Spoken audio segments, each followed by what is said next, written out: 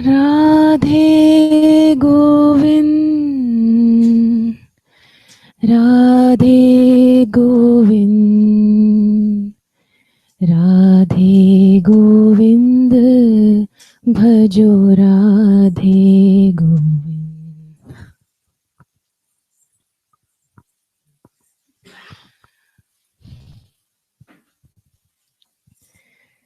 राधे गोविंद, राधे गोविंद, राधे गोविंद, भजो राधे गोविंद।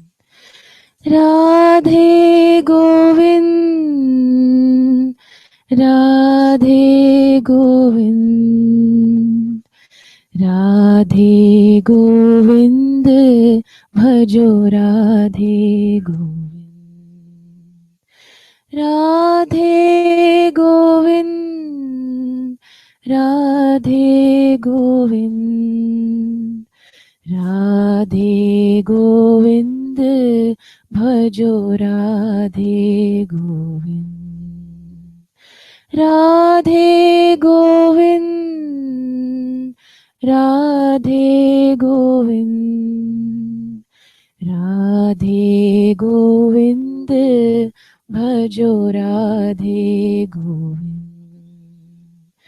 राधे गोविंद, राधे, राधे गोविंद, राधे, राधे गोविंद, राधे, राधे गोविंद, राधे, राधे गोविंद, राधे, राधे गोविंद, राधे, राधे गोविंद, राधे, राधे गोविंद, राधे, राधे राधे राधे, राधे राधे राधे, राधे गोविंद, राधे, राधे राधे राधे, राधे गोविंद, राधे गोविंद, राधे गोविंद, भजो राधे गोविंद। राधे गोविंद, राधे गोविंद, राधे गोविंद, भजो राधे गोविंद। राधे गोविंद, राधे गोविंद, राधे गोविंद, भजो Radhe Govind.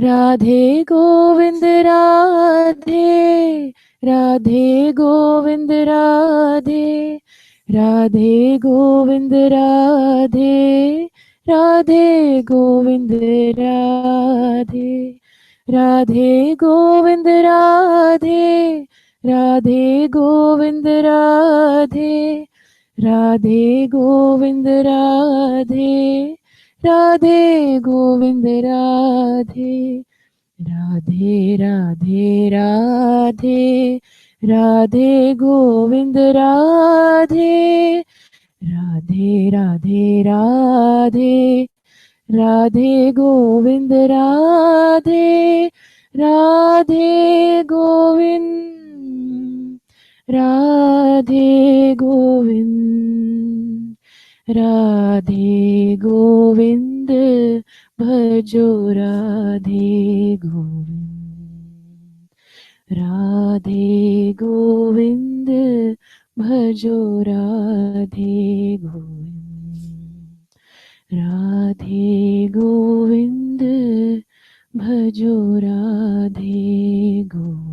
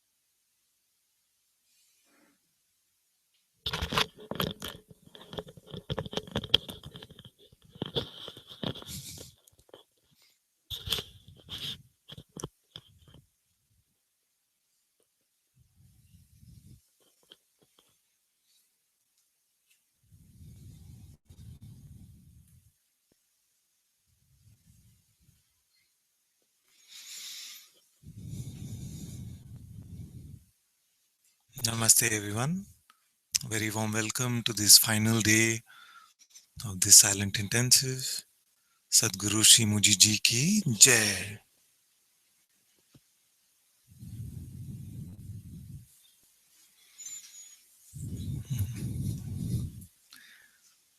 If there's this sense that I still want freedom, if there still remains this sense that I still want freedom, then sometimes it's a good idea to give freedom. What do I mean by this? We want freedom, but we are unwilling to give it to the outer world, the seeming outer world. You see? If we can allow all appearances to appear just as they are,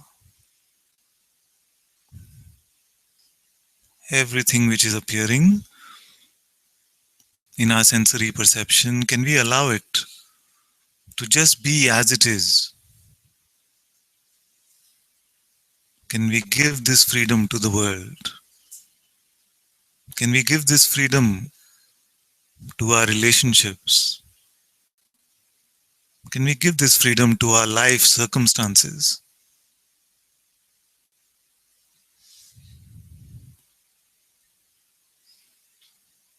Can we give this freedom to our seeming inner world of thoughts, allowing all thoughts to come and go, not resisting any of them?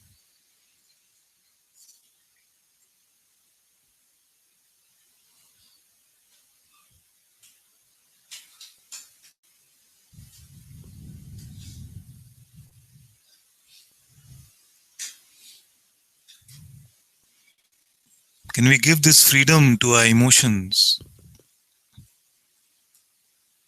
and not interpreting and judging them, not resisting them, not saying this should come, this should not come? If you can just allow all of this,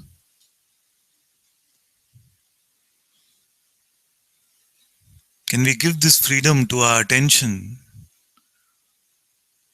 to allow it to move about naturally?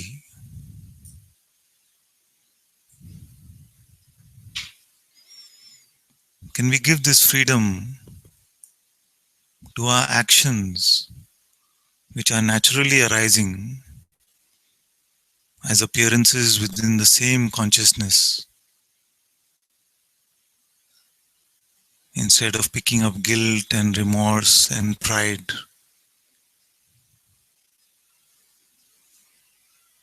So as long as there is a sense that there is an I that wants freedom,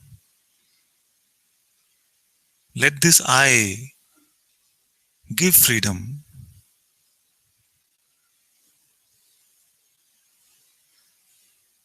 And then in this allowing non-resistance, you will find that this I never existed in the first place. There never was this doer.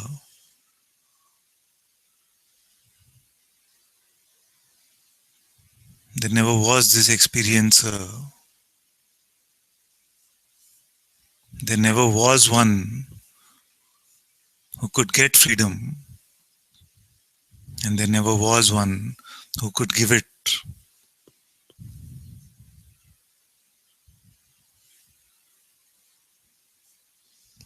This simple allowing,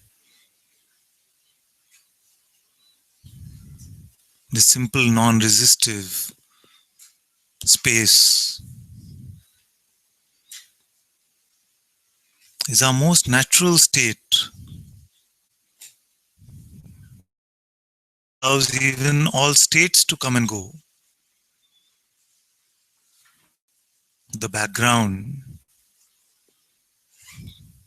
of all of this movement, unchanging,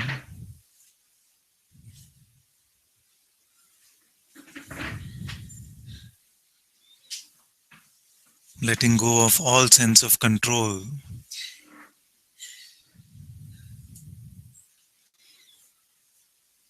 and letting go of the sense of evaluation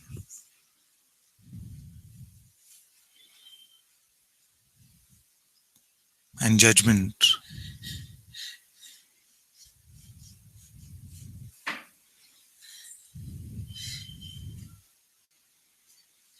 In this moment, you are free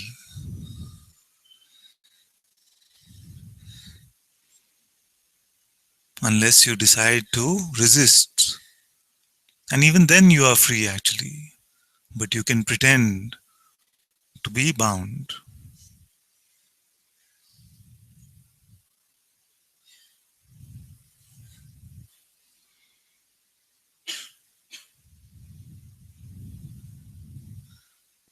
May this openness be your natural, direct experience,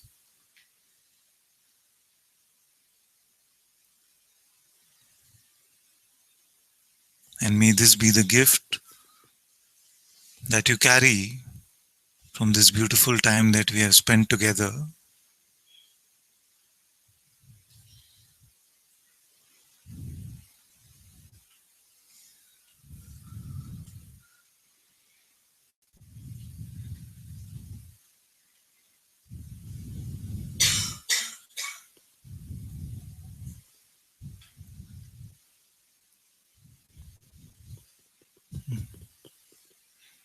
If there are some questions, we can look at them. Please come.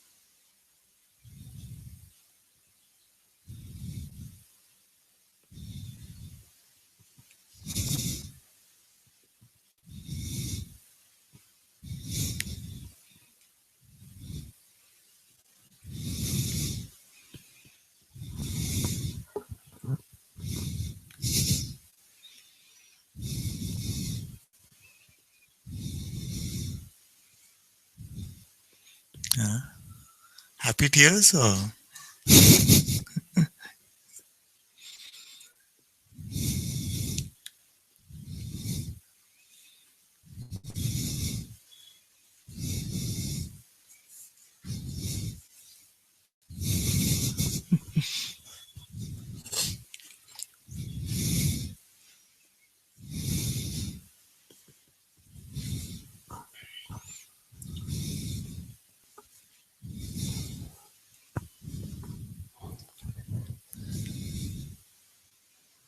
I was reflecting on the nature of the group.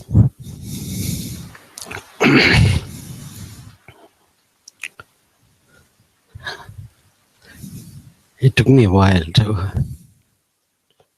to know the immensity of you, to know the immensity of a group. closer? Yeah. And you know how long it took? The separation is arrogance.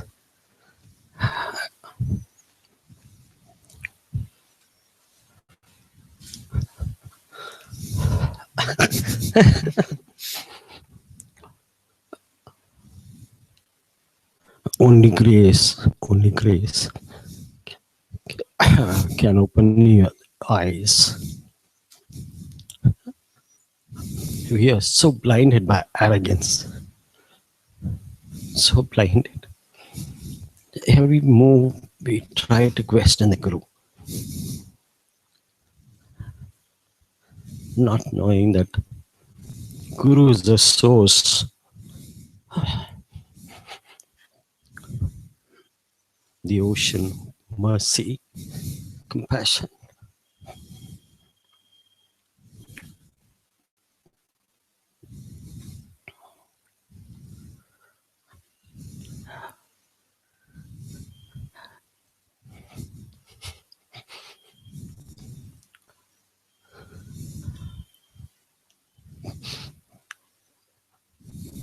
so easy to melt, disappear, because any separation is arrogance.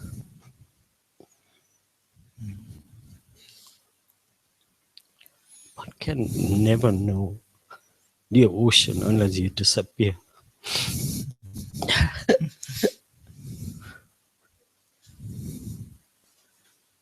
It is now. It is. There is no. There is no. I mean, you have to be nothing like the camper. Are you ready to die? Because that death is so beautiful, auspicious.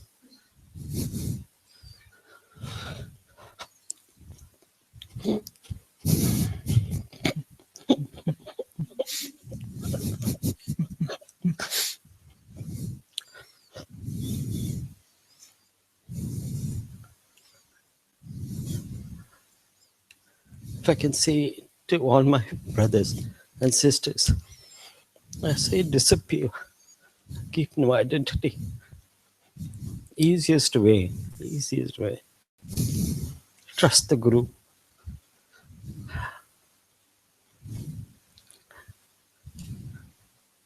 To be at the feet of the Guru is to be on top of the world. Never question the Guru. If you're ready, otherwise move away, because if you're not there, totally surrender, just move away. Don't never question the Guru actions. I was grieving yesterday.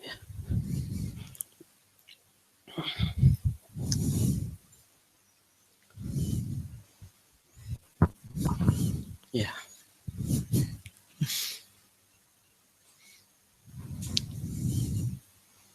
Very beautiful report. And I know what you mean actually when you say, don't question the Guru. But also the Guru is open for questions.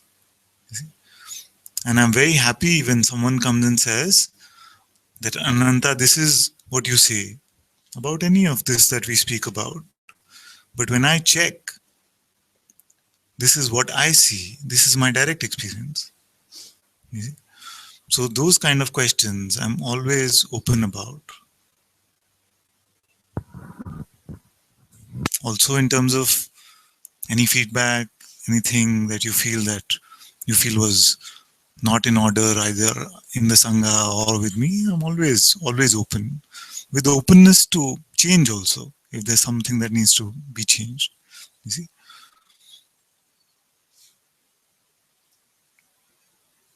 But sometimes what happens is that what is being spoken in Satsang, we have a three-way conversation. In the sense, it is being spoken, and then you hand it over to the mind and say, oh, Mr. Mind, what do you think about this? And the mind comes back with a response, and you say, this is what I think. You see? So it's a three-way sort of conversation that we have. This kind of conversation is what is making a journey out of this non-journey. Because I feel that what is being shared is so completely obvious.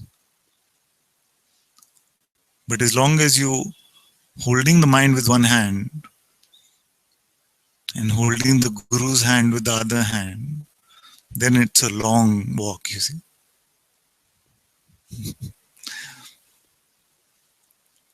I feel actually today, first time I'm really hearing you. Hearing you in my heart. Yeah.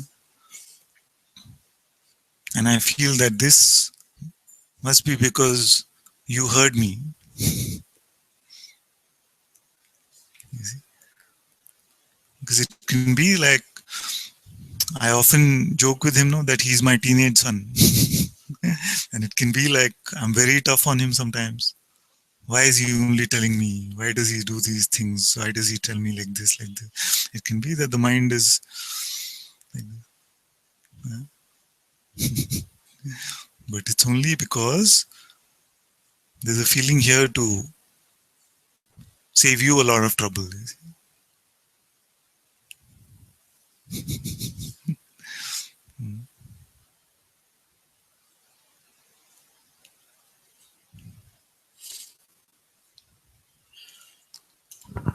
Your essence is none other than Arunachala Shiva, Ramana, Papaji, Mujiji. We have you as a beautiful gift in this manifestation. All put together. I can say both things actually. That my father and I are one, and I can also say that I'm nothing but a mere toenail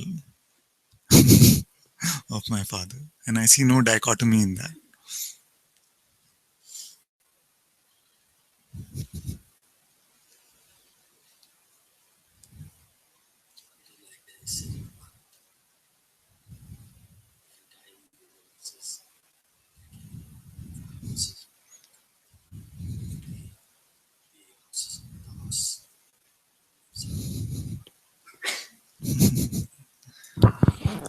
Sort of The entire universe. the entire universe, like a dent even the hoof of a horse Yes. makes on the ground. Yeah.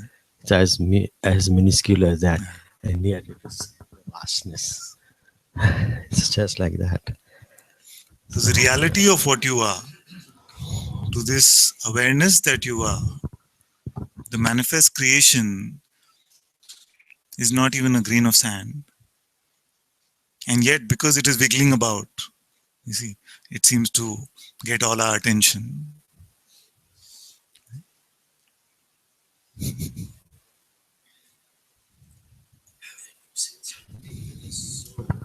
So nice what Mojiji said. Sadhana to the Guru. Even though awakening has happened, that's something that I look forward to. Yes, I don't know what exactly that means, but I would like to be part of that. To taste that. It will reveal itself. Yeah, to taste that to glorify the Guru. No, what we were really sharing was that even after this seeming awakening, there can be new insights that come, new contemplations that happen. Yesterday, actually, I was seeing one video that Amrita had made for me 2 years ago. She made a video on Guru Paduka Stotram, and she had some quotes over there, and I was looking at that video and I was saying, they're so lame, these quotes. So it can be that you look back and you see that the contemplations and the insights get deeper and deeper still. Although they still ring true, but the way of expression, the words used, the presence that they carry, all of that can get more and more refined, you see, as we go along. So when Guruji said the term Guru Sadhana, it means that the insights which continue even after an awakening, we must never feel like we've reached the top of the mountain or something like that, the pinnacle of the truth. And now I'm the only custodian of the gospel truth or something like this. You see, this openness must continue, because everything that is appearing in life, there's still something to see, some insights available in that.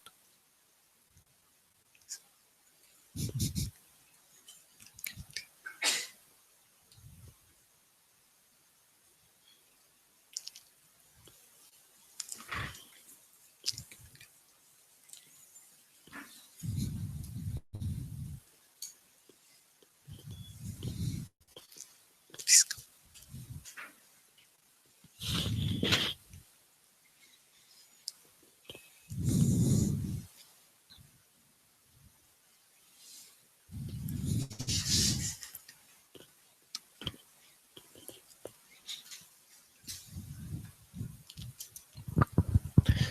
I'm so glad that I was here and that you provided for this for me.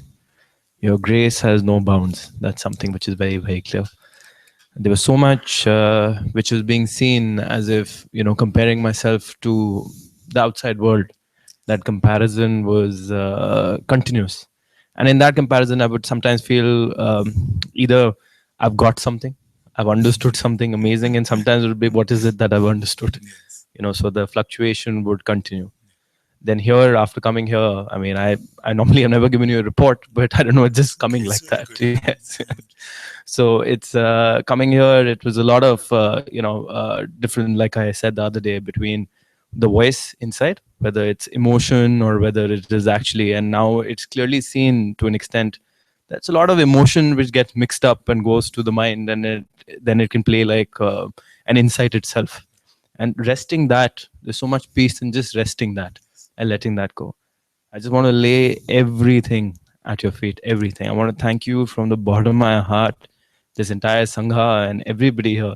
It is all a reflection of you and of that one master that is living through all of us. There's nothing else. There's just that master. There is nothing else. Love you very much, Father. Oh, I love you too. So do you feel that something is now unfinished? My mind thinks that, yes, when it comes up, obviously it wants to grab onto something. But the simplicity of everything is so clear. I don't feel that there's anything really unfinished. I just think there's just complete trust. And even that one who's trusting is not necessary.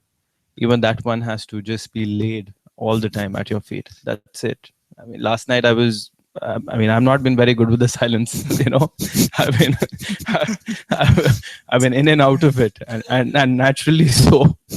I've not been forcing myself with the silence, but yesterday silence really, really worked. you know, I was just, I decided not getting up from the bed. Next time Zareen and you come, we give you separate rooms. Absolutely. I need If Zareen decides to come in the first place.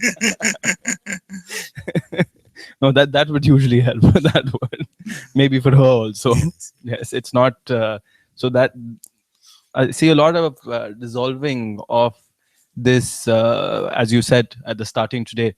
Give the freedom to be to everybody. Yes. That is something which was not happening naturally over here, and I'm really grateful that you're making that also happen. In spiritual circles, actually, it's a very common concept that the world must give me freedom.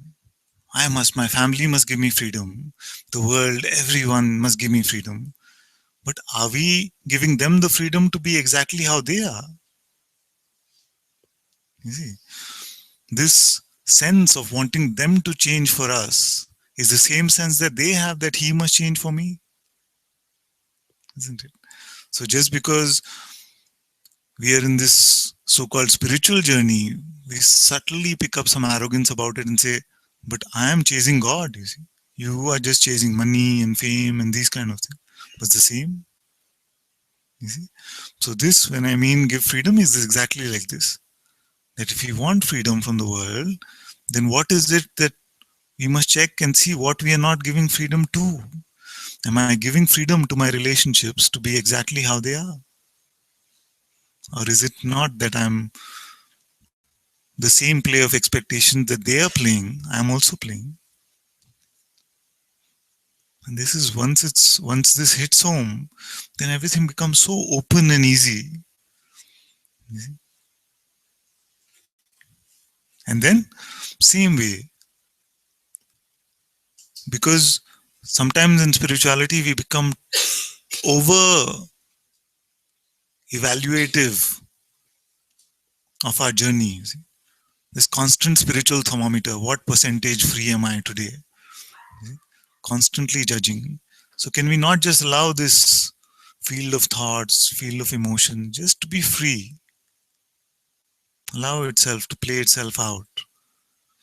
And in this freedom, you will find that attention very naturally, more and more rests at home.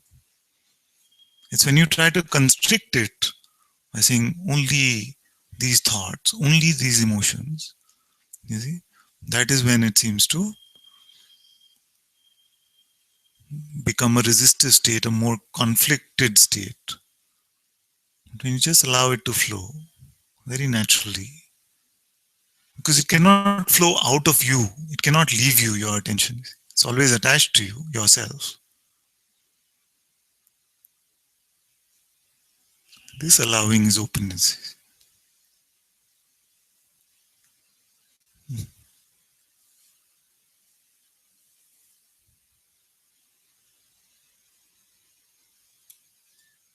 If I had my way, I'd just sit with you all the time, just not move. But it's your openness. It's for you to take care of. Very good. This itself is openness. Thank you so much, Father. Thank you.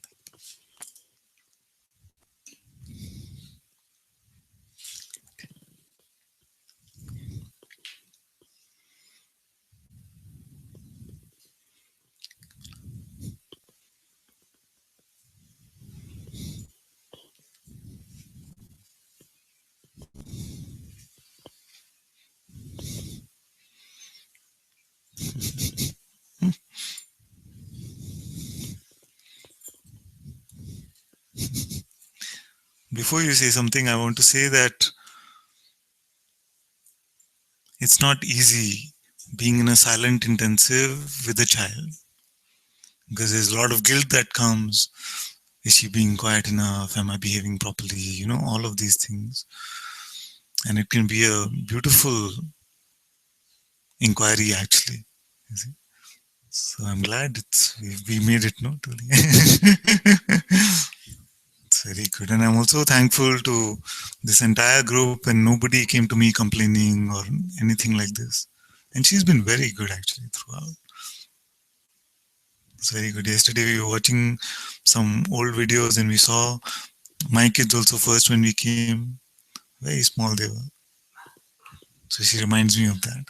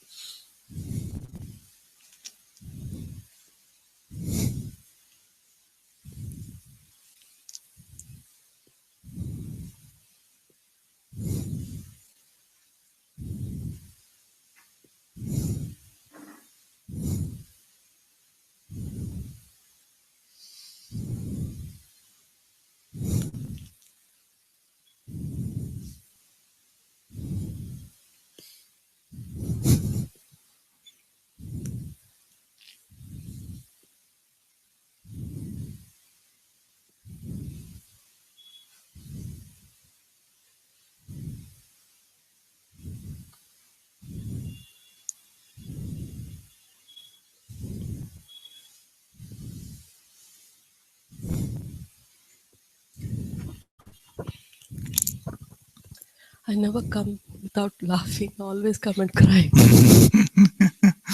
Yeah? Always come and cry. All the time. Even in the hangout, no? Yeah. Tissue box is always closer to me. I don't know. I was praying that I should come and talk to you like this, not with my daughter. And it worked. I'm so comfortable talking to you now.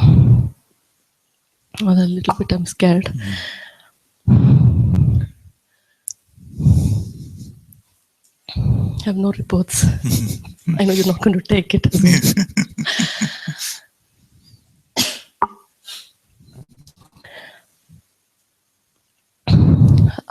Today I went to Yogi Ram's, Yes. met Mahadev. Mahadev. I had few questions, not kind of questions, but after the last conversation we had, a couple of things struck here. One was direct experience,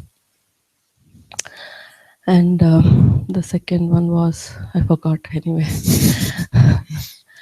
The direct experience, when you said that something is what I'm longing for, I think, not to speak from memory, no more. Very good. Yeah, I remember the second one, the arrogance. The Okay, we spirit. take one at a time. Okay, before I forget again. I remember. Okay. I should not make that promise, but yeah. Actually, to speak from direct experience is much simpler Exactly. than to speak from conceptual knowledge. Yeah, Because that direct experience is available to us right now. right now. If we are speaking from some concepts of awareness, consciousness, the personal play, then we have to rely a lot on memory and ideas and visuals and images. But many times, when we feel like we have understood, we are talking about this completion of some sort of a conceptual framework. That now I understood what awareness is. Yes, it is the one witness of all that moves. I've understood what consciousness is, this sense of being. You see? I've understood what person is. It doesn't exist, only has a voice called the voice of the mind, the egoic voice. You see? So although these might have come in moments of insight, when we start relying only on this framework, then this becomes hard work. You see, it just becomes egoistic in a sense. It becomes a spiritual ego. Our conceptual knowledge actually only aids the creation of this spiritual ego, which uses Advaita concepts itself to defend itself. You see, I often use this example that sometimes even I have this experience when I tell someone, okay, let's do the inquiry together. And the person responds, but you said I'm not the doer. You see, so who's here to do like that? But it's still coming from the mind and you can smell it. You see. So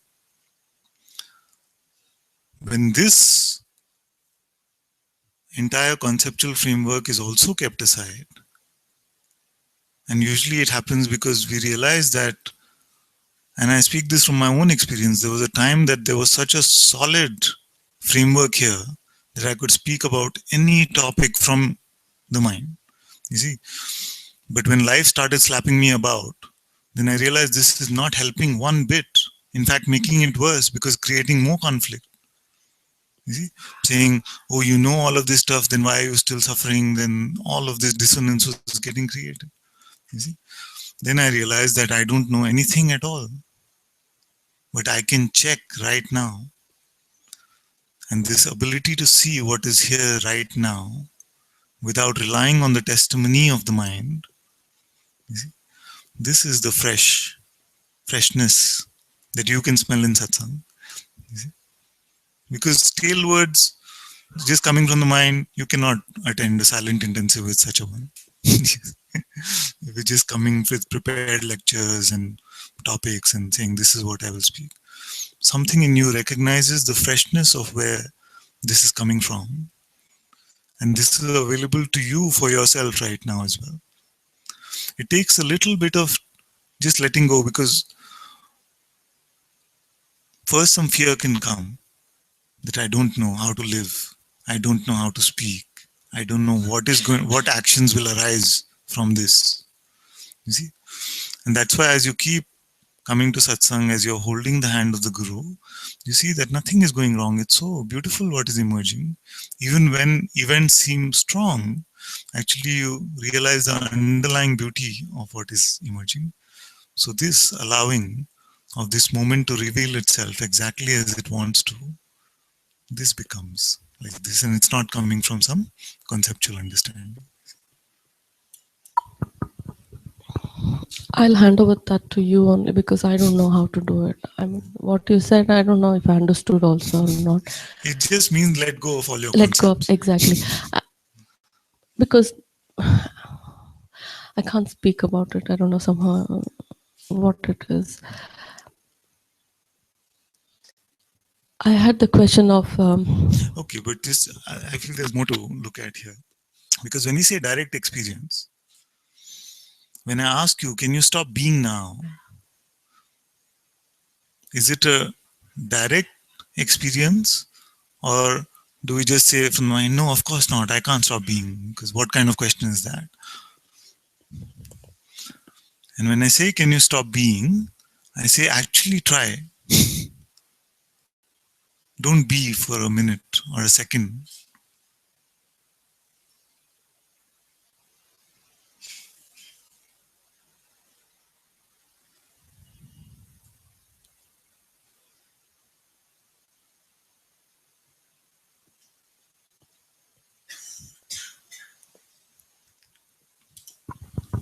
I cannot Cannot not be. not be. And this is your direct experience. It is not just the mind saying, no, I cannot. What I was trying to say. Yeah. And yet, when you try, you see that there is a presence here which is undeniable and cannot be switched off. Is it this or no? Yes. So this being is the sense I am. You see? If I was to say, can you find your being? Then the mind confuses you and takes you all over the place and says, is this it? Is this not it? But when I say, can you stop being? Then just inverting the question is very helpful, you see. Because it's clear that this presence that is here cannot be stopped.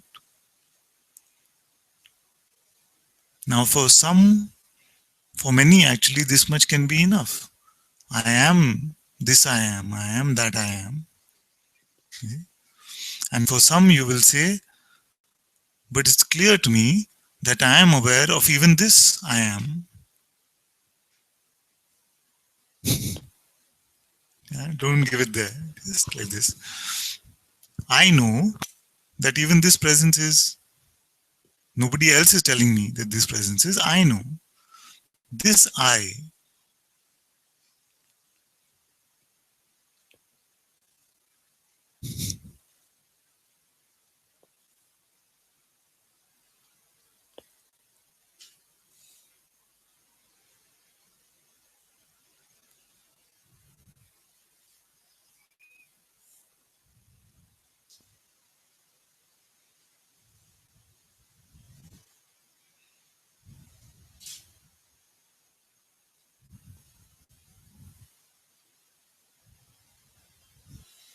Hmm?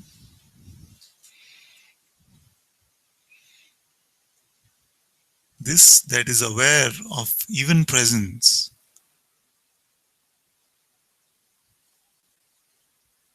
there is an awareness of this awareness.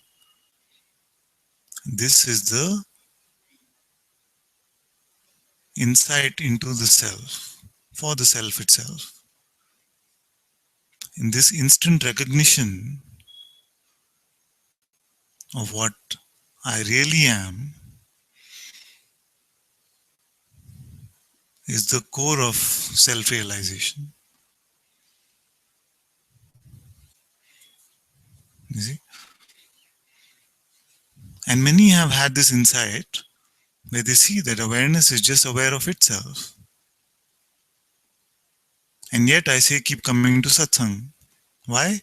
Because although this insight is there and it's instantaneous actually, yet it can be that many of the conditions that we attached to the I amness, they still remain. So it's very beautiful to watch this together, that the revelation of the truth of what I am is always in the right now. The seeing of the truth of what I am is always in the right now. And yet, because the attaching of attributes to this I amness happened over a period of time, then it seems like the dropping of these conditions also happens over a period of time.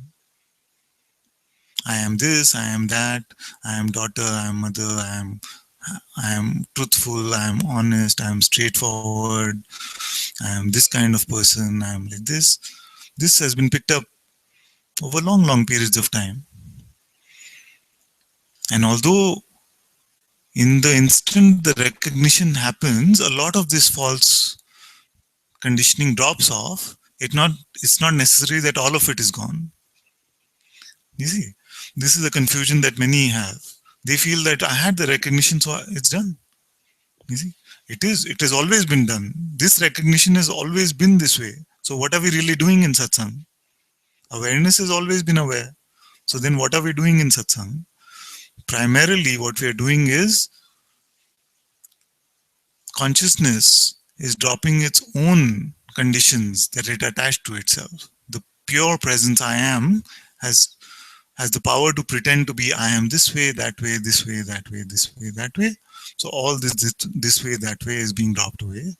And just I amness is coming back to this unconditioned I amness. So this is what Guruji calls a recovering consciousness. What does it mean? When you hear it first time, it can seem, what do you mean recovering consciousness? You see, recovering conscious only means this. It was pretending to be personal. Now it is letting go of these personal attributes. Because whatever direct experience, this kind of being in still or silence, the mind keeps coming up, and it's so subtle because when these things come, when there's silence here and this comes, the mind also plays the same trick which you can't make out the difference, So even though there's a mind playing its trick, it still carries, it feels the same. So that's where it's the chances are that you slip that side rather than this side, something like that. And because I am aware of these mind tendencies, that's why I've given you these three tools, isn't it? Which the mind has great difficulty fooling about with it. Because it's the last day, so let me recap in some detail all of this. The first is very simply, don't believe your next thought. Why I say this is because consciousness has two primal powers, the power of attention and the power of belief. Most spiritual practice is about trying to keep attention at a particular place. But as you know, I only speak about what was direct experience for me, is direct experience for me. And I realized that what played out here, trying to control attention, was the most stressful, frustrating thing that I had done. You see? So I realized that it's completely fine to use attention only as a tool for instant recognition and as a tool for the inquiry, to check into the truth of what I am, but not try to force it in any way over a period of time. Just this instant checking. You see? But I also realized that it's not possible to suffer just because we give attention to a thought. You also need to give it your belief. You see, that's why the ATM example is there. So this belief, at least here, and my feeling is everywhere, is a much more easy force to deal with. So I say, don't give your attention to an orange, and quickly visuals of an orange will start forming. But I say, don't believe you're an orange. It's much easier to manage, isn't it? So don't believe your next thought, and you feel, okay, this is so simple. Don't believe your next thought. Most thoughts now will come and go. But you will have this, many will report this saying, some of these thoughts are so sticky that they just get my belief automatically. I don't know how to do this pointing which you say, don't believe your next thought. So we can look into those thoughts and pull them into our inquiry and say, which identity are they talking about? And you'll find that they're the stickiest ones. stickiest identities. So we say, who is daughter? Who is seeker? Just on that particular identity which you find is the most sticky, we really look at that. And we don't do 2-minute noodles with this inquiry, okay? Because I've seen this also that, oh, I looked and nobody there, finished, bye bye. Not like this. This one we really take in because these are sticky identities. As Adya calls them, Velcro thoughts. So we take these and we say, really look and see who wants freedom, who is not free or is free. Whatever the sticky thought might be, we take that and we inquire into it. Say who, sincerely who, and we find that there is really nobody. So when the thought comes next time, you're not free yet, you know that there's nobody it's talking to. It's just a thought. It's just an energy construct which is flowing through you. You see? So then these thoughts also start to lose their magnetism. They're not as sticky anymore. You see? And then these identities are also let go of, and you find that as belief is divested from these, you find attention is also not going to them as much. It's more comfortably resting at home. You see? So this is the entire explanation for the simple pointing, don't believe your next thought. Then you might say, hopefully actually, that you might say, okay, this seems to be the end of suffering. Everything is very natural, it's peaceful, it's moving about just on its own. You see? But what about consciousness or God or beingness or I am, as Maharaj says? You see, what about this? And because I struggled about for many years trying to find this I am, I couldn't just fathom it. What is this I am? I feel like if someone at that point had told me, can you stop being now? I would have given him a big hug actually. Because just in this, seeing that I cannot stop being, there's a sense of existence, a sense of presence, which is undeniably here. And this is I amness. This is consciousness. You see? So this, although the question might seem so simple, can you stop being, and almost trivial, it is not actually. Because it can introduce you to this presence, the God presence within you.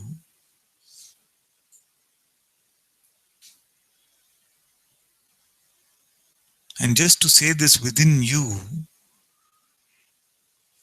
is the pointer to the next seeming step we take together. Because when we say within you, it is not within the body, although it can seem to arise from the heart region. For some, it seems to arise from some other region, head or something. But we see that actually it is arising from my own awareness. I am aware of this presence. There is an I which is aware even of presence.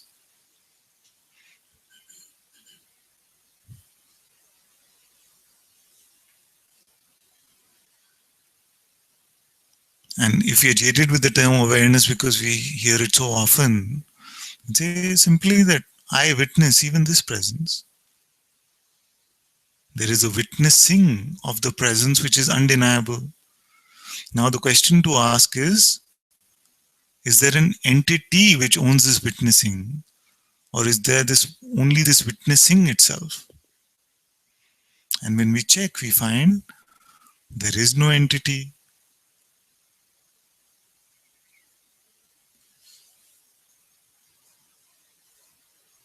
The most original, the most primal I that is found is this I awareness itself.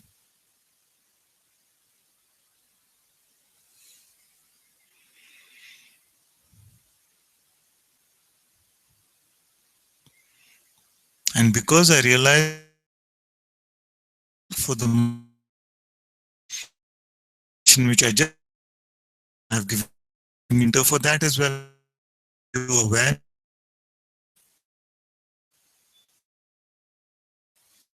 Don't let the symptom fear, because it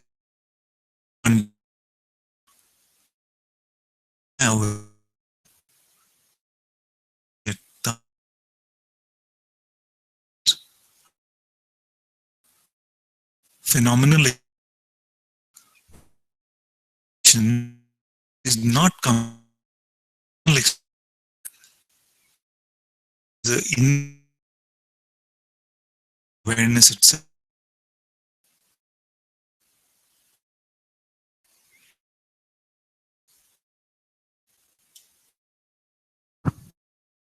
So in this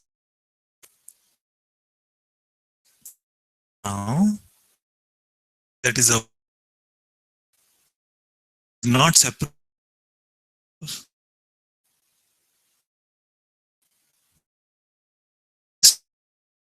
The self.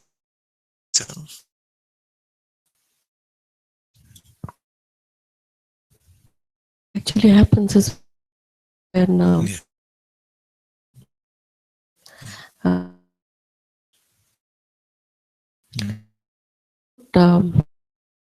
I say I'm aware now. Make when you in friends. No, say that, but it would have said yes. What say no? Why you don't? Because before it says this,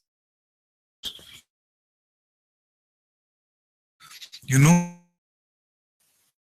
Therefore, your direct I'm aware. Really, my is reporting anymore. Leave it. Just in the same. If I were to say, you know that, see. So the mind itself comes and says, "Oh, but what if this is only a report from the mind?"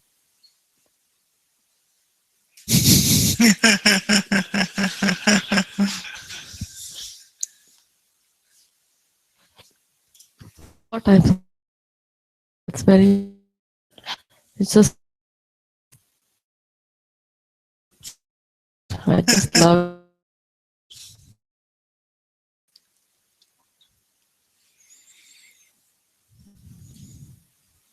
It's quite wonderful, actually, in a way.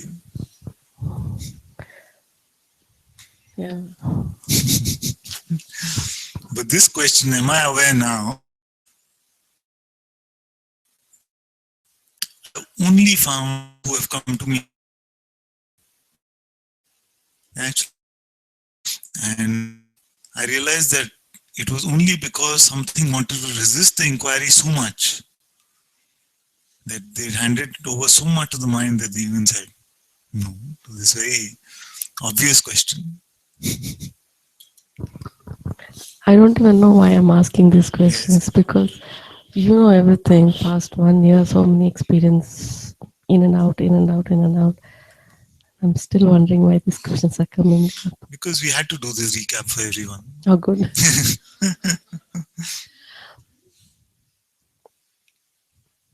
And the other one, can I go? Yes, the arrogance one. Yeah, maybe arrogance will care. The spiritual ego or this arrogance.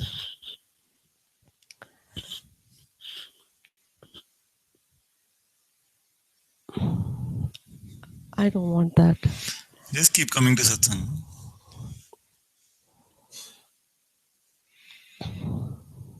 You see, the way that spiritual ego plays out. Okay, let's deconstruct this from the beginning. What is arrogance? Arrogance means, arrogance is not truly something like when we say I am God or something like this. More arrogant is this, that I am a separate entity. You see? The sense that I can be separate from this one consciousness in my phenomenal expression is the root of all arrogance. Now what happens is, when we came into satsang, we wanted a sense of personal liberation or a personal enlightenment or personal something. So the seeker doesn't want to become nothing actually, although it might say these words over and over. But the seeker wants to become an enlightened person.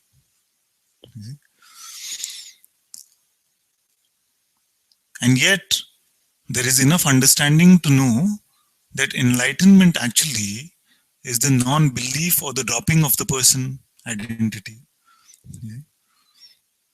But what happens is that it keeps reporting, the mind keeps reporting that you got it now, you understand this now. Now what? Why you want to come to satsang? What is the? You keep saying this report, isn't it? Even if it is true that there is someone who got it,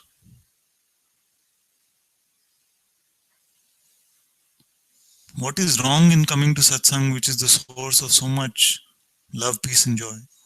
You see, the mind says, no, you don't need it anymore. Like I had a dear one who used to come to satsang, and then he had the sense that I reached the place where you were taking me, so I felt I don't need it anymore. So I said, if this I is still around, saying these kind of things, then let's look at this I together. You see, but once you're so caught up in this idea of having got it, I've seen there's no openness to this inquiry. Like, who are you to tell me now to look at it? Maybe you should look at it. This kind of stuff, you know. And maybe I should, I don't know. So this sense of openness goes. You see, this is the indicator that when we get too attached to the idea that I must have got it, anyone who tells me otherwise is my enemy, or he doesn't really understand me, or he is himself is arrogant, or something like this, outwards, not willing to look openly at what is here, then that is a manifestation of the spiritual ego. And many times I take this Ravan example, and Joe is not very familiar with Indian mythology. Where is she? Oh, there she is. But in India, we have the story called the Ramayana, which is the story of Lord Ram. And like all other mythological stories in India, it's also metaphorical. It's a metaphor for this whole spiritual journey, actually. So one of the characters is Ravan, who's the arch nemesis of Ram. And Ravan himself was a great Shiva Bhakt, actually. Shiva Bhakt means a great devotee of Shiva. But what happened with him is that he got afflicted by this spiritual ego. So he had these kind of statements also, the spiritual ego statements. Why should I bow down to Ram? I'm also God. I'm just what he is. But the smell of it was still arrogance, you see, egoistic, personal. Now how the first part of the story comes to an end is very beautiful, where Ram actually has to cut head 10 it against what for? Ego chopped out the spiritual, you see? Because of this, and that it is like few and the rest. You see? All of this this natural sense of peace, gratitude for the master. You see, it's a beautiful wherein I don't go to satsang. You see, happening is usually I don't keep coming to satsang. Yeah. Yes. From all the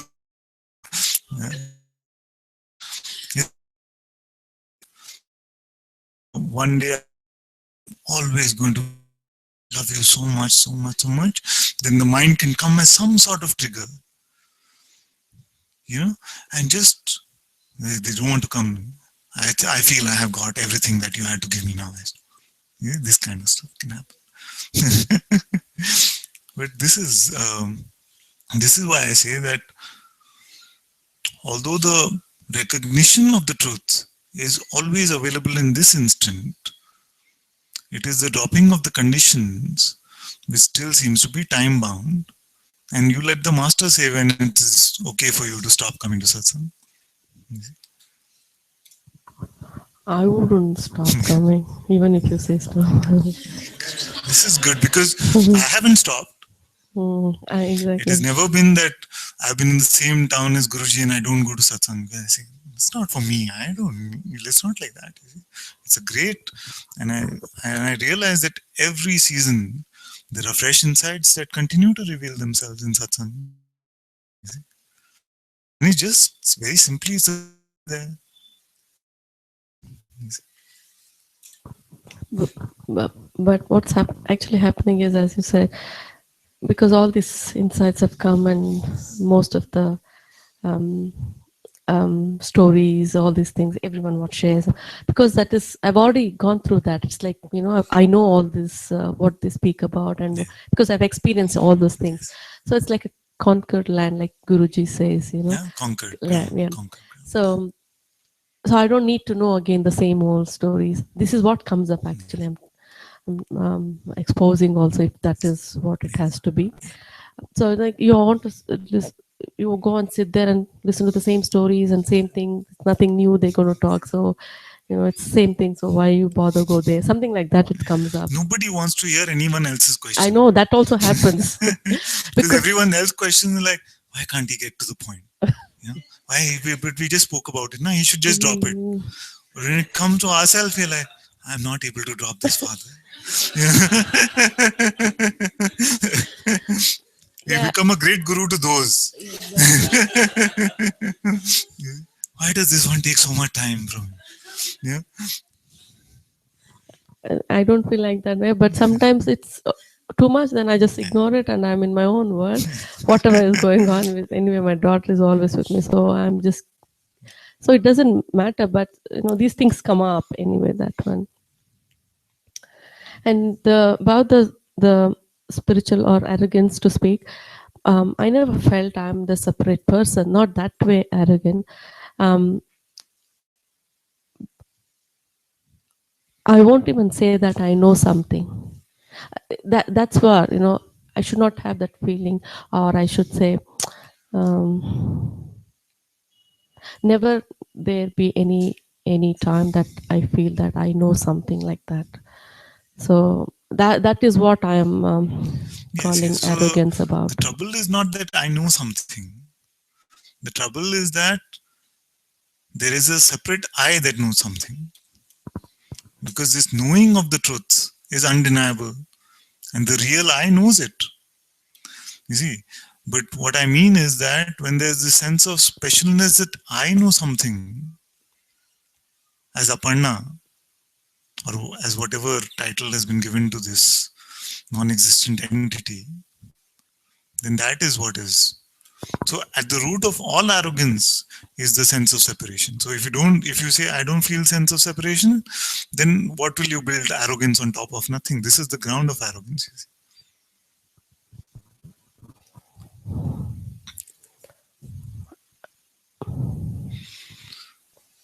Sometimes we come as if, suppose this is a big consultation room, and then to one thing, and you hear that from that one, Yeah, I have disease. So like this, you hear about arrogance and say, maybe I have some arrogance thing. Don't have to pick it up like this. I don't see any arrogance right now. That's what is coming up. Probably I heard someone saying that, and it's like, This is okay, also very common. yeah, I know. I was telling Mikey also the other day, you were talking about energies. Saying that the reason why I don't talk about energy is because everyone feels in the room. I had some pain. That is. Is that possible, Father? Most of the time, I see that whenever these days it's happening like that. Somebody is feeling something, I feel as if it's happening here. If somebody is, and then later I get to know that they had that something. Somehow I get to know that, like as if it is happening to me. That's why the jealousy or arrogance or whatever.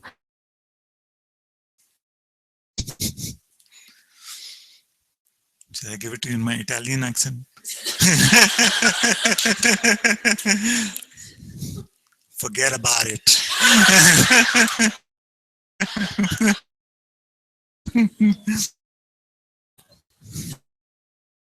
Okay, I leave it to feet. So whenever that come, I this time is I'm not getting.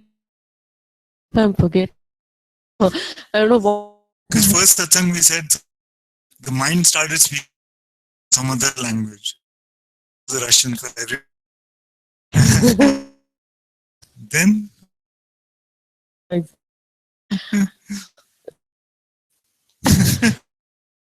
always give to myself. Don't know. I won't even understand one word what they say like that. The other question, or I had this feeling that if everything is done by the great intelligence or master, I feel I feel that I'm doing something, but I think the thought comes that, or how do I say that?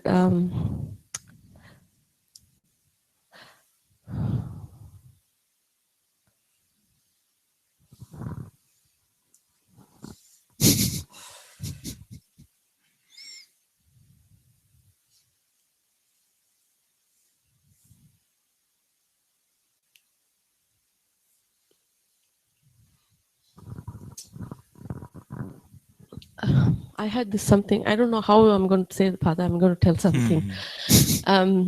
Seriously, there's no words coming out. Everything is done by God. Okay, I'll just go step by step.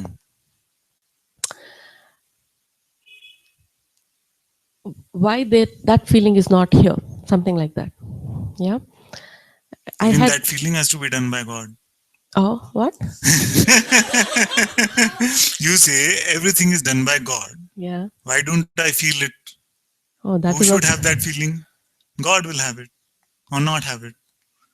Who is the you which is left now if everything is God or done by God? This is exactly what I wanted to. Which I? God? Or? It's confusing now. No, which I? You say very beautiful, everything is consciousness, everything is God. God is one doer, and I say God is one experiencer. Then which is the you which is left? A silly thought. It's just a thought. Yeah, I think the it has to be felt like that, something like that. It was there, I think. Like God is waiting for that confirmation that it has to be. It's just the same thought. Yeah. See, these thoughts are so. That's why I say keep coming to satsang. Yeah, I know. I know. And I had this thing, and then when we went to the ashram, and her Mati's words were just like bullets, just going inside one by one, and something got opened up or released. I don't know. I told her that too, and total no mind I experienced there. It was just such a joy to to be in that in her presence. It was just beautiful. I enjoyed. I didn't even know Yogi Ram Surat Kumar existed also, and I fell in love. I fell in love there, seriously. And she was telling about that everything is God. Even if somebody comes and abuses you, also it's God abusing you, something. So in the first thing came up was my mom. Directly she came. I'm like, oh my God, she's gonna say this, that, and the war between us. So like, it's okay. God versus God again, fighting, something like that. And It's like I was saying yesterday, many times our surrender is half. That God, you are the doer, but I am still the experiencer. This is a half surrender. You see, which is okay as a start, but cannot stay this way. Because if it is seen that there is only one doer, which is consciousness, then very quickly it is also seen that there is only one experiencer, which is consciousness. You see? So if then God is the doer, then God is the experiencer. You see? And then after this is clear that God is the doer and experiencer, then it must be clear that there is nobody else here, only God is. So all phenomena, God is the root phenomena. okay, I was about to say that mind has to accept it, but yeah. No, mind will never give you that passing certificate. Even if it gives you, it's temporary. You see? Hey, you got it, you got it. Next day you wake up with some anger or some frustration. You lost it. That's exactly what I felt when I came here. So after listening to her words and all, there's complete acceptance of my mom now, to probably not going to react to anything or whatever comes up. Don't make okay. any personal strategies. Yeah. Accept the truth of what you are, and then in that the acceptance of everything else will come. Okay. Because if you say now I am accepting of my mom, you created this I again, no? Yeah. Doer I. See, when you say accept the truth of what you are, there is separation again. If God is already there, then who is there to accept this truth? This is what I was going. Because even she was telling, you have to meditate. Who is there to meditate here if God is here? And this question was going on. If why do you speak like in a duality or whatever, in that term? Why? Because that's why often I repeat, and this is a very important point, that if the truth is always the truth, then what is the point of satsang? Isn't it? It's the same thing. If I already am that, then what is there for me to do? If I already am that, if God is all there is, then what is there for me to do? Why should God have to do anything at all? So that's why I say that it is completely true that the recognition that awareness is aware of itself is always this, not even reliant on the recognition actually. Awareness is always aware of itself, but God has a primal power to pretend to be a person. This is the power of belief. So you get a new thought which could say, maybe I should spend a day in the Himalayas or something. You see? And then if you don't give it belief, it comes and goes, no, nothing, no trouble. If you give it your belief, then it becomes a desire for you. It becomes an attribute of your personal identity. You see? So that's why I say, if you want to see God pretending to be a person, I don't say God becoming a person. If you want to see God pretending to be a person, then believe your next thought. So then this is a monologue that God is having, saying, enough of this pretense, let's drop all of this. You see? So there are the complete realm of expression, the complete spectrum of expressions are available here. Most of the expressions are saying, do this is better for you, self-help, you become a better communicator, you get mastery over your emotions, you do this and all. It's adding to your personality development. You see? And then there are a few rare places where you come, like satsang, it is personality destruction. You see, so satsang actually is a destructive process to this false idea of who we are. So that is why I said, you drop this, don't do this, don't give your belief like this. But as long as there's a sense of doership still there, then we can give these kind of pointings. You see, when that doership is dissolved, then I have nothing. We just sit together and immerse ourselves in our presence. There's nothing. I forgot the question what I It's asked very you. good you forgot. The point is, as long as there's still a sense of what should I do, then these pointings are still relevant.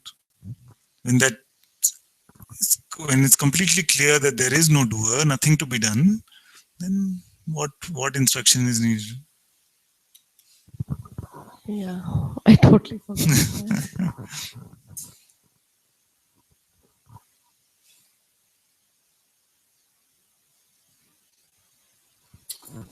It's gone now.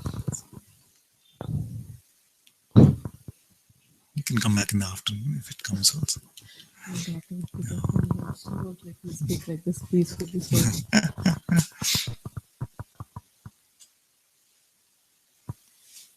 You don't think about it, okay? it's gone. Yeah, it's gone now. Anyway. I don't know. It's just one prayer that please don't leave me, Father. I cannot leave you. Please, no matter what. I cannot leave. I cannot leave you.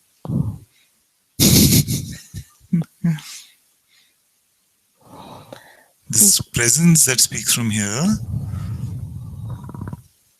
is not this Ananta anyway, but this that speaks from here is only in service to your longing for the truth. So I cannot leave you.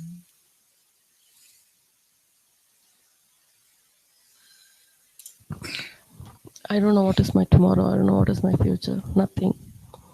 I only know you, Father. Same. I also don't know.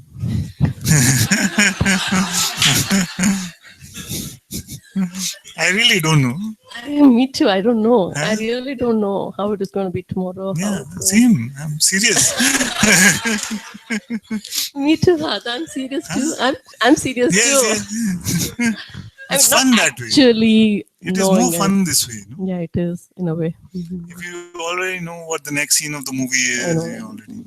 I mean, it's better not to know. I don't know next who's going to come up, say what. What you are going to say next, I don't know. I know. It can be anything. This is a joy, no? It is. This is the wonder. What can come now?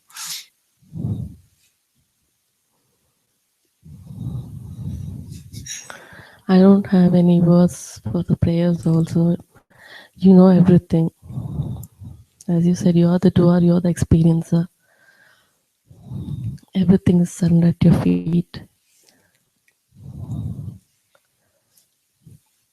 I see Bhagwan, Arunachala, everyone in you. I don't even know if I have to see you as Ananta or Father or Presence. I don't know anything. Even if I don't want to know also. You know what is my deepest desire. Please take me there and keep me there. And I put my head at your feet, and I'm really sorry. My words are not just. It's okay. It's very beautiful. It's fine. Let it not dare even to lift up. Never ever. Thank you for giving me this opportunity to come here all the way from there, which I never thought I would have come. Never. It would have been. It was an impossible task, I think. I don't care if anybody accepts me or not. As long as my head is at your feet. And I can see I'm not attached to my family also now. That's also dropped. And I realized after coming here, I'm here only for this, not for anything else. If it was meant to be there, then I would have been in the world as Yes. usual. I don't know anything, Father. Please, I don't know what to pray. Also, please, everything is at your feet. Mataji. Thank you so much. My daughter will pretend as you later. Maybe Yes. she's been telling me I want to pretend as Anantaji, so I'll make her do it. She's doing it really well. Very I'll happy to see. enjoy every moment. I'll say how Anantaji does. Say, Namaste, everyone. Yes, yes. Exactly, she's doing it. It's such a joy watching her. Yes, I'd love to pretend. see. I'd love Yeah, to see. hopefully if she can do it, it'll be fun. I'm enjoying it. Thank you, Father.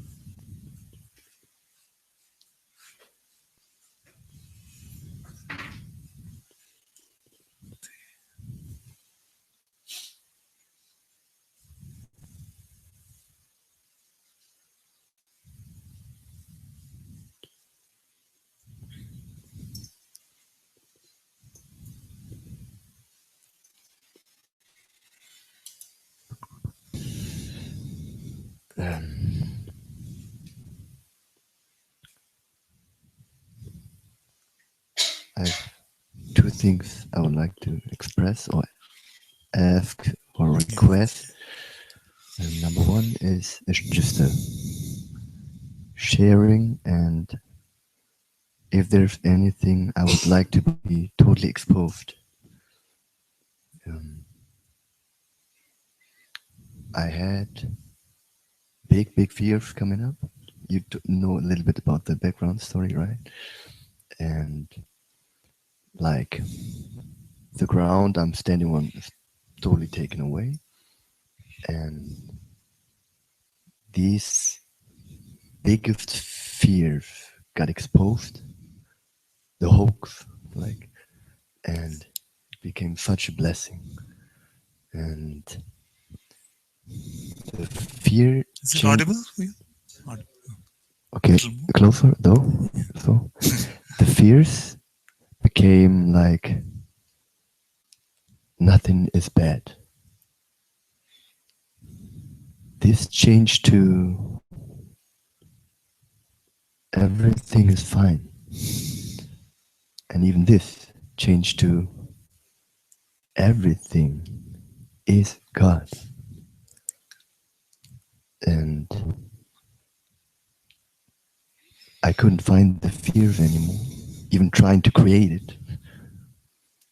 I couldn't even find nothing is bad anymore. Just everything is God. And then contemplating, inquiring, I remembered the time when, like, the experience of the collapsing of ego, when the hoax like really got exposed. I am not the person born. I remember I fell almost into a depression because there was nothing, but there was no bliss at all. The opposite, rather. And I couldn't understand why Uji is that shining.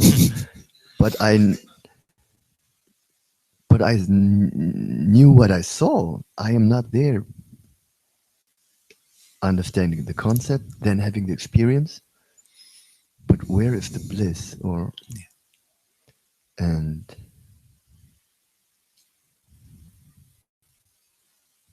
it just happened. And the question which was arising is like this: everything is God.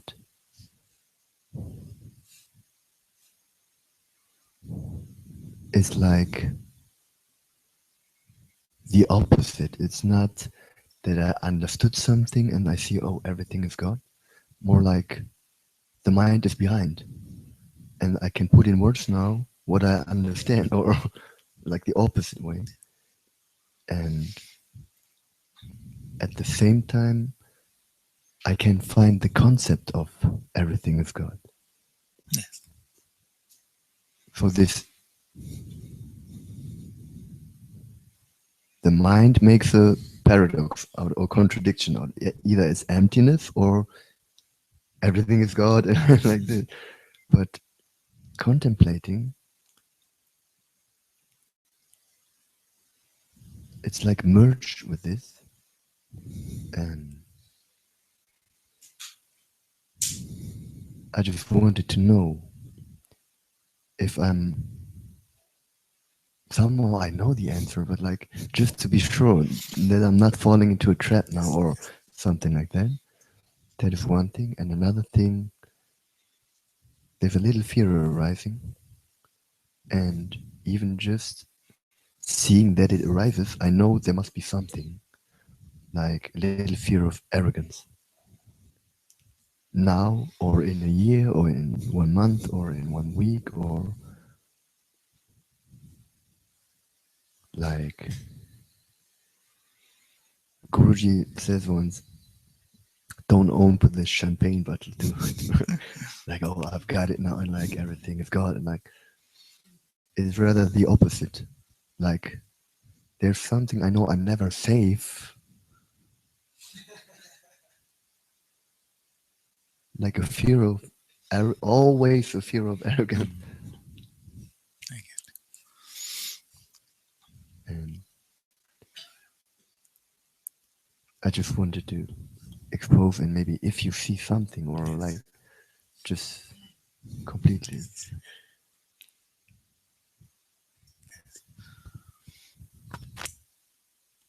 We can look at this together. And those who have been with me actually know that from here it flows like this, that we take on these concepts, phrases like, beautiful phrase like everything is God, and we check back whether this is our true direct experience or not. And if it is, then we stay with that experience. And if it doesn't resonate, then we throw it away as a concept. Even this has no value. So when we say everything is God, we can be talking about one of two things, depending on our definition of God. The first could be that everything is consciousness. And we find that when we check, only when the light of this being is here, then this entire phenomenal play comes into existence. Everything here is made up of only this light. It is on the screen of the same consciousness.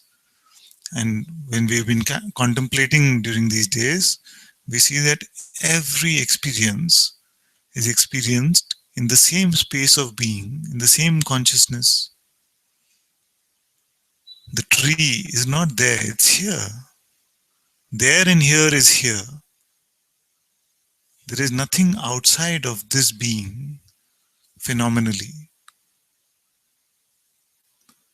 So now we have taken a conceptual idea, everything is God, and we've looked at it and we see that it actually resonates with direct experience.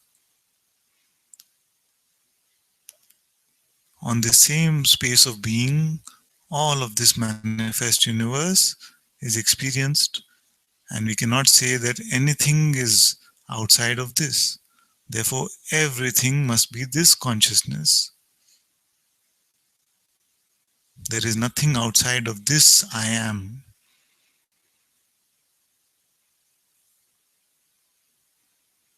Therefore, everything is God. No person I find here. Not even phenomenally, I do not find a person.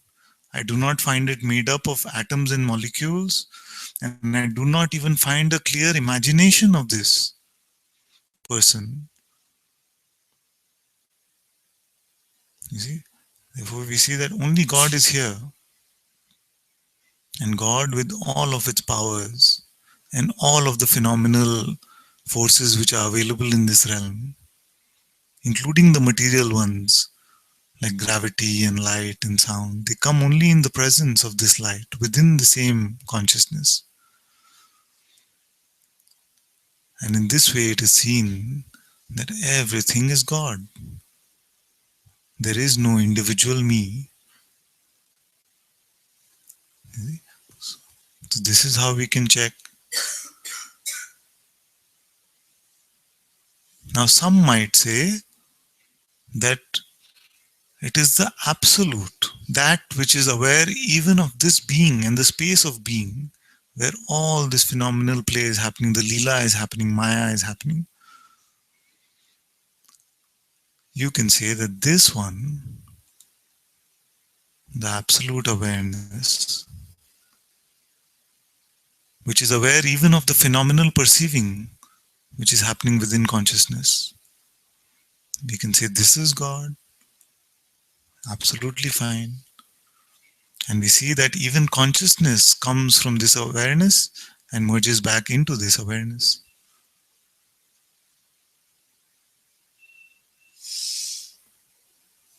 So I have no trouble. I say that you are that in which God takes birth. Or you can say, this awareness is God in which consciousness takes birth. It depends on what definition you want for this term God.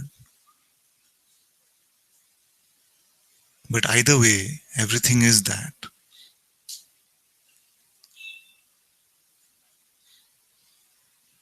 And right on the first day I had said that if all that happens in this intensive is that the concept is replaced, I am a person, with the new concept, I am God, then I have not done a good job. Actually, the concept, I am a person, gets replaced with this direct experience that God is here, I am that I am. And no conceptual reliance on any concept is needed now. We don't even need to remind ourselves everything is God, because it is so clearly seen. So this is how to look at this, everything is God.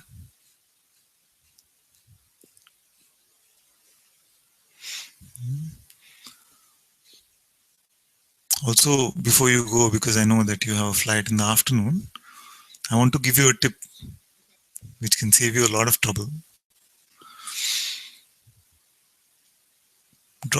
Leave this evaluator, the checker with me, which is saying that this is what's happening here, these are the spiritual insights which are coming, this is new which is being revealed. This one, although it seemed joyful in the beginning, it says, wow, this is so beautiful, this is happening, this, very nice. Very quickly it becomes a tormentor itself. What is tormentor? Tormentor is like the troublesome one. You see, the same guy who in the presence of satsang is revealing beautiful insights. This is what's happening here. I can see it. So I can see even that clearly. Yeah. So like it's something.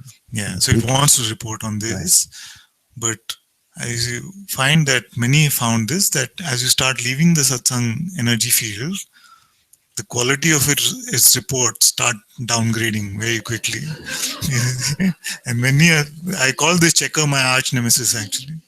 You see, because everything else I can point you away from, but this guy, this aspect of the ego takes every pointing and starts evaluating how well you're doing it, or whether it's revealing itself here or not, or what's going on. And it takes that.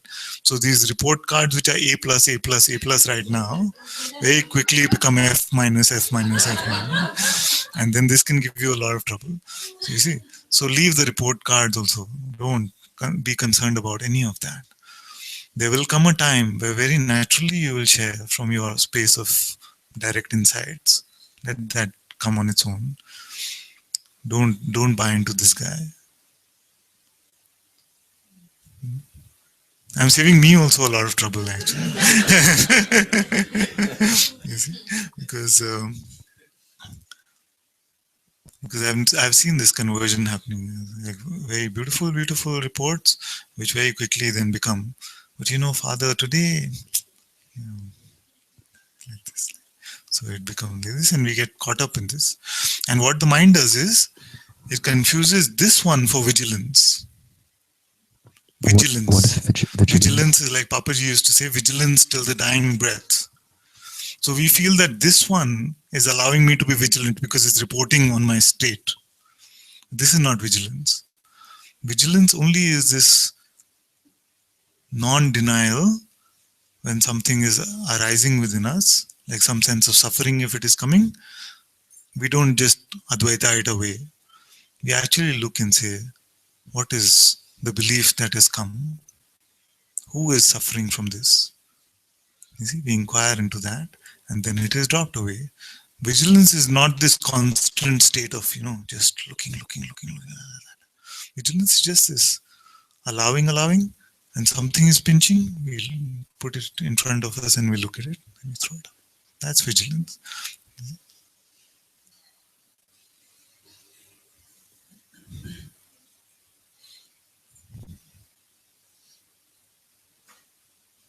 I'm very happy to have met you this year, and so glad that Grace made it possible for you to be here. And I remember I just had this feeling once, and I told maybe Amba or Anandi, and maybe we asked Bong to come. So, I don't want to speak, actually. I have no words for this. very good. Just when I heard this through Amber, like there was the thought, oh, the money, like, Yeah. but at the same time, it was clear, like, you drop every plan you had, like, and it was the right decision. Like, Thank you.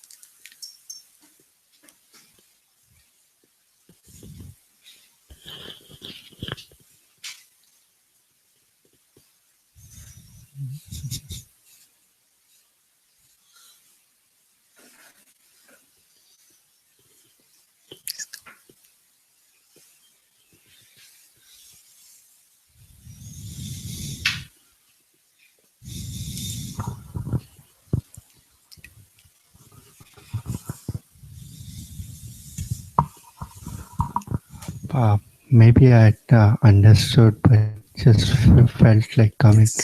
You talked about like not constant vigilance. So yeah, it's been happening with me. Like there was no thought all the time. Self-inquiry. Even yesterday, I've been doing paridaksha. That time it was all the time, and like evening, and there was a sense that if I allow other thought to come, then you are not focused on what you are doing, and it get to the point night I couldn't sleep, and like it's somehow I have to go out in another room and sing some song or do something to just distract mind. So means it's not that you all the time you have to continue this thing. Just when something comes up, then only you have to do it. And whenever it feels natural, it's arising from a place of joy, the mind can very easily make a practice out of it. You see? This is what you must do to get to freedom, which is the opposite of the inquiry actually. Because the inquiry reveals to you in that instant that what is here is already free. You see? So the minute it takes it on as a obsessive practice, then makes a practitioner out of you. You see? And you find that there are many who can keep practicing, so-called practicing the inquiry for many years. There's no end to it, because then the inquiry itself becomes part of the identity. You see, who am I? I'm the inquirer. What am I doing? Just the inquiry. You see? So then, although it would be beautiful if it was done with sincerity, because if you're really just checking, who am I? Actually, who? Then you'll find that the truth is so apparent and obvious. But when the seeker identity takes on something like the inquiry, you see, then it's just like, who am I? Who am I? Who am I? Who am I? Who am I? You know, it becomes like this. Who am I? It's not really even checking. It's just, who am I? You find like this, it becomes like this. It becomes sort of a mantra or something. I don't know how it gets. But the seeker itself holds on to this inquiry practice itself as the root of identity for itself. It's more natural than that. Just like this, it can come. Who am I? And we check.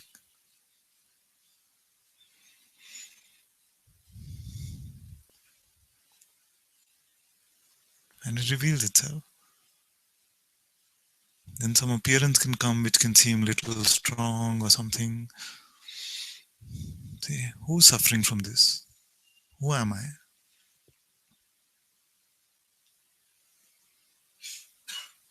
Like that. Very naturally. Like that. Right? We can do with full sincerity.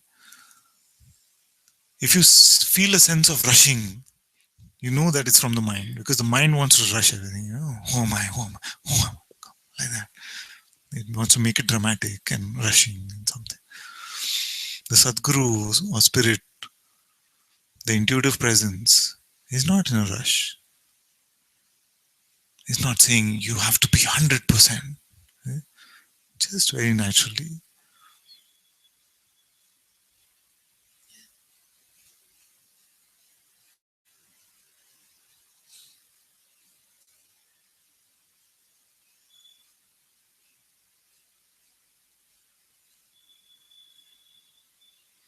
And thoughts come, and don't feel that no thought, I must, no thought. Like that. Thoughts come. Even the sages engage with some thoughts.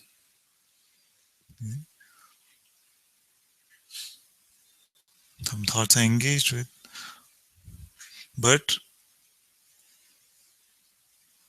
these beliefs for the sages, they don't last. This is momentarily. Something comes and it goes. Something comes, goes.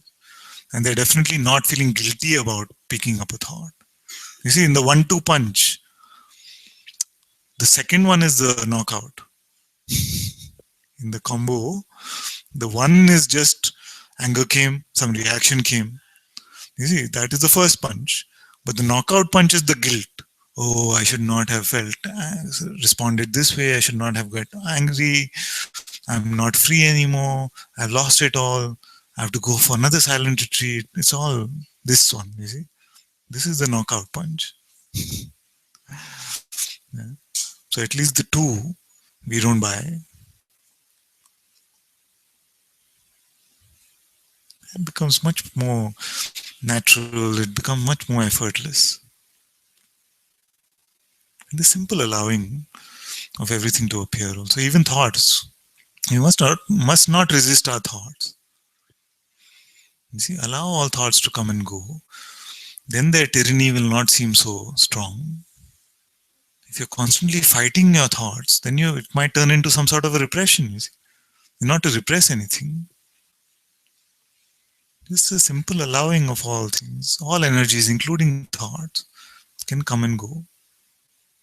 Even if attention goes to them, it's okay. You're coming to the realization that they are not talking about you at all. This one that they are talking about doesn't exist. So it really then doesn't matter whether one thought is coming a minute or 100 thoughts are coming a minute.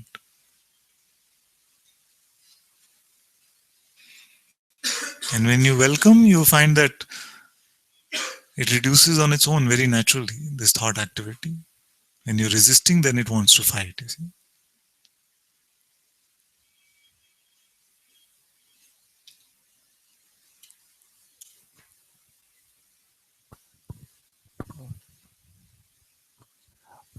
Another thing, for the beings, like for these thoughts have tendency, I don't know about normal routine, but especially when I'm in with Guruji or satsang with you, otherwise I buy. But here the tendency when it thoughts come for devotion and all, so I welcome that. Yeah, it's beautiful thought. Let it come.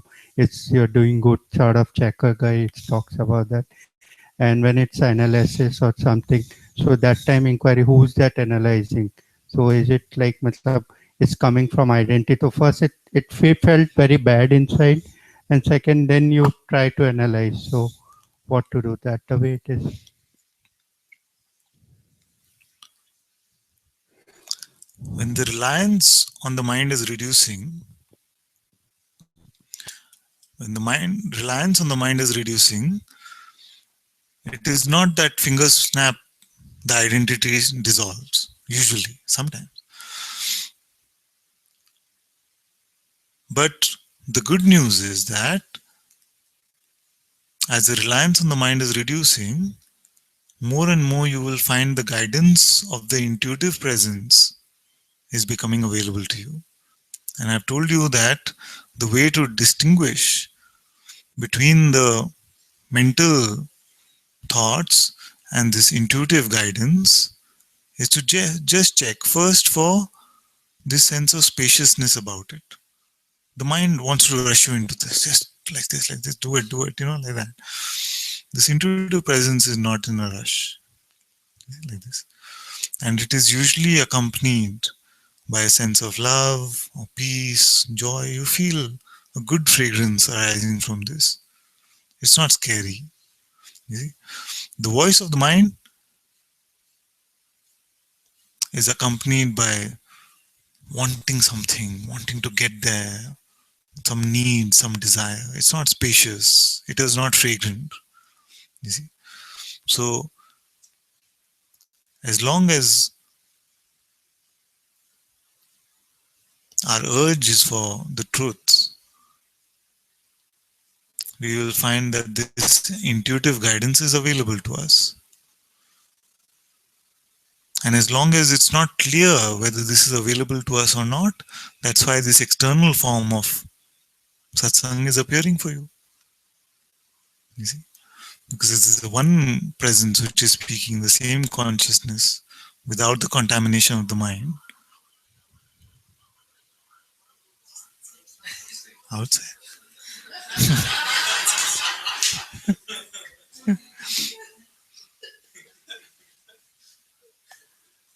Suddenly the intuitive presence started speaking in a very different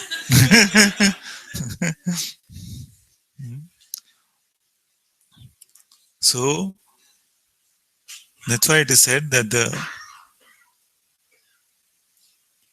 till we get used to recognizing our own intuitive presence, we can rely on the external form of satsang and the words of satsang for guidance. Then you find that you never leave satsang because it is always available to you.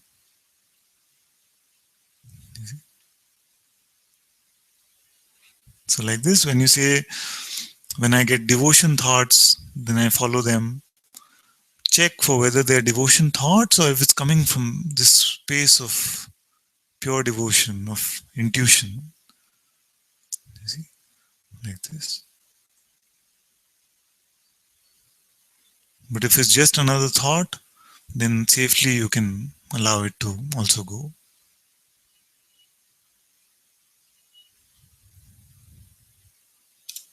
Even in devotion thought, maybe it's I don't know, For sometime it's overwhelming feeling. Sometime it's like that checker guy. He Yes. understand ki you don't able to get the inside. You cannot understand that until unless you surrender. So he's just trying to surrender He's to get trying to be your ally, but you It's don't a need mind. this voice as an ally. True, true. Yeah, in a subtle As the way, he Guruji tried says, to no, convince. Yeah, the thief pretending to be the policeman wanting to catch the thief. Or like we say, Rajan saying, I must now get rid of Rajan, and this is how we'll do it.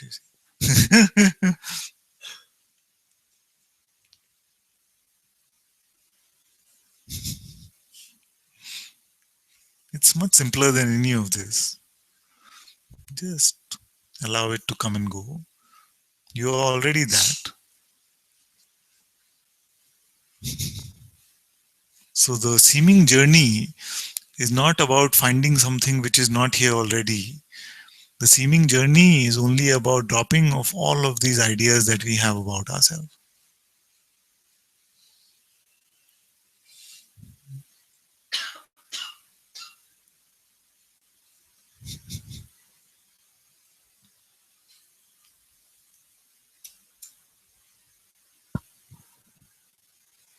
so fortunate to have you and Guruji presence. It's like this settled, otherwise, this settled tendency of mind, it's you easily caught up with them, and you start believing that as a Yes. practice. Yes.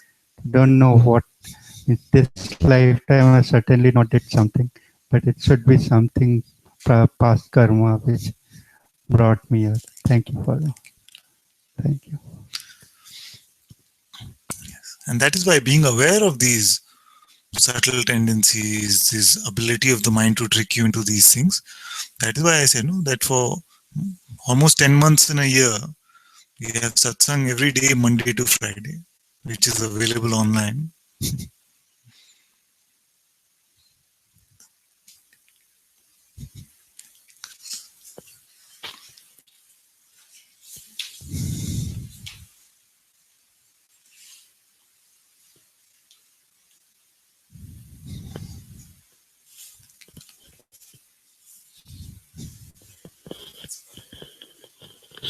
Till o'clock.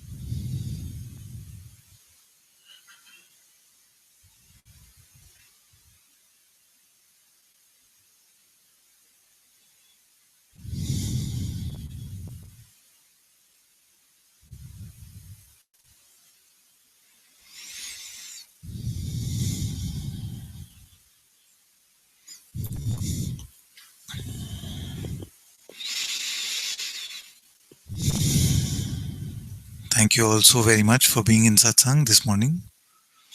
Sadhguru Shri Mujiji ki Jai.